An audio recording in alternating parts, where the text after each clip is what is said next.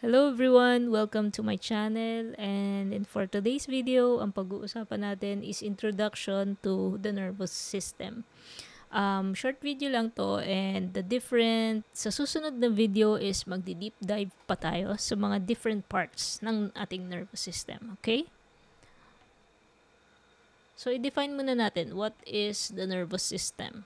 By definition, the nervous system is a complex network of nerves or nerve cells called neurons, the brain, and the spinal cord that transmit signals between different parts of the body to control actions, thoughts, feelings, and bodily functions. Okay, so sa lahat ng ginagawa natin, of course, ginagamit natin ang ating brain because ang ating brain is also tinatawag nating control center. So lahat ng ginagawa natin, like ngayon yung ginagawa ko, nagsasalita ako, nag-explain ako sa inyo. Of course, kapag kumakain tayo or nakikipag-usap tayo sa ibang tao or tumatakbo tayo, nag-exercise, ginagamit natin yung ating brain. And yung brain is yung gumagana kung bakit tayo nakakagawa ng mga bagay-bagay. Okay? Ang brain natin is nagko-consist ng neurons or nerve cells. Okay? Sa loob ng brain, marami tayong neurons and ito yung mga nagtatransmit ng signals papunta sa ating spinal cord and nerves and papunta sa different parts of the body. So ngayon, meron tayong two parts of the nervous system. So yung nervous system is gonna consist siya ng central nervous system. Pag sinabing central nervous system, ito yung brain and yung spinal cord. Okay? So itong dalawa is magkasama. Okay? So kung ano yung tinatransmit sa brain or pinaprocess is pupunta sa spinal cord and then magba-branch out to different nerves.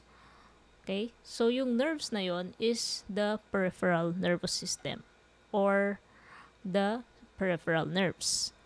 Okay? So sa peripheral nerves, meron tayong tinatawag na cranial nerves na connected sa ating brain directly and meron tayong spinal nerves na connected sa spinal cord. So, hindi lahat niyang yang sanga-sanga na yan is nakakonect lang sa spinal cord. Meron ding diretso sa ating brain. Bakit nga ba meron tayong mga tinatawag na cranial nerves? Kasi ang cranial nerves is doon nakakonect yung eyes natin for seeing, di ba? Doon nakakabit yung ating nose for smelling.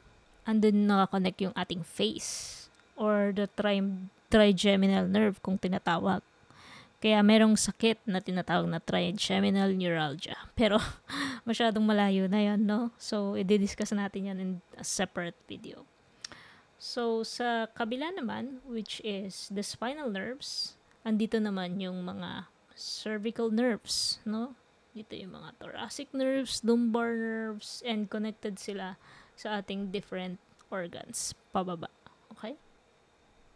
So, kung titignan natin ang nervous system, so, meron tayong tinatawag na parasympathetic nerves and meron tayong tinatawag na sympathetic nerves. Pag sinabi nating parasympathetic nerves, ito yung ginagamit natin pag rest and digest tayo. Okay? So, for example, nagre-rest tayo, di ba? Nagpapahinga tayo and medyo inaantok ka or matutulog tayo, no? Nagko-constrict yung ating pupils para maging mas maliit sila or pumikit sila. Okay? So, naka-rest tayo niyan, di ba? So, stimulate the saliva. For example, kumakain ka. So, of course, kailangan natin ng saliva para ma-break down yung mga kinakain natin into smaller pieces and then malunok natin. Okay? Constrict the airways para habang naka-relax ka is manonormalize yung breathing mo. Slow down the heartbeat. Kung nag-rest ka, of course, slow down ang heartbeat natin. Kung mapapansin nyo, kapag tulog tayo or nagre-rest, mas mababa ang ating heartbeat. Stimulate the stomach or kapag kumakain tayo, of course, kailangan ma-stimulate ang ating stomach. So, yun yung part ng digest. Contract the bladder. Okay? So, kapag marami tayong nainom and everything, of course, kailangan nating umihi. So, doon papasok yun, okay?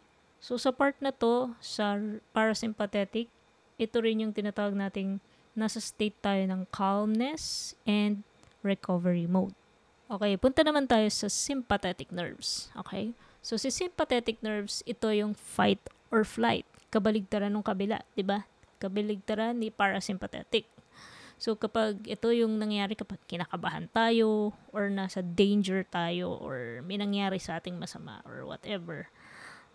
For example, kinakabahan ka or something. Ito yung fight or flight. So, for example tayo, dilate pupils. This makes the eyes more bigger, ganun kapag naggulat or natataranta, mga ganun, di ba? Dilate the pupils. Inhibit salivation. Ibig sabihin nito kapag medyo dry mouth ka, ganyan. Or medyo dehydrated ka na the dry mouth mo. Kailangan mag-inhibit siya ng more saliva. Relax airways. Halimbawa, kinakabahan ka or ina-anxiety ka, hindi ka makahinga, di ba? So, kailangan niyang mag-relax airways para makahinga ka lang maayos. Increase heartbeat. Nangyayari to pag yung heart mo is nagpa-pump ng blood faster. Kapag kinakabahan, yun nga, ganyan, di ba? Or may nangyari, ganon. Pag nasa fight or flight stage ka. And then last example is, ito na lang, yung relax the bladder. Or kapag ihing-ihi ka na, di ba? May way tayo para mapigilan or ma-fight yung pag-ihi natin. Kunyari, wala ka pa makitang CR, di ba? So, pinipigilan mo yung ihi mo, di ba? Ang ginagawa mo is to hold the urine. Okay? So, yun yung mga different examples ng ginagawa ng ating central nervous system. On our next video, ang pag-uusapan naman natin is all about the neurons and the cells in our nervous system. So, kung nagustuhan nyo tong video na to, paki-like and subscribe. Thank you po sa panonood and see you again next video. Bye!